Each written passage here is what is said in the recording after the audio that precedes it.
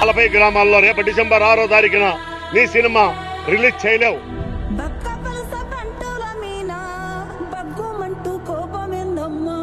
Mega హీరోల నుంచి ఒక్క ట్వీట్ రాలేదు. పుష్ప 2 గురించి మాట్లాడకూడదు అన్నట్టు అందరూ సిండికేట్ అయ్యారా? అందరికంటే ముందుగా స్పందించే చిరంజీవి మౌనంగా ఉండడం షాక్ ఇస్తోంది. సినిమా వచ్చి 3 ఏళ్ళు అవుతుంది.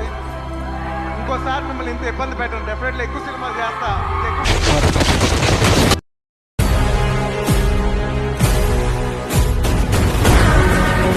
చోట్లకు ఫంక్షన్స్ కి వెళ్తారండి. తెలుగు వాళ్ళకి గుర్తింపు లేదు.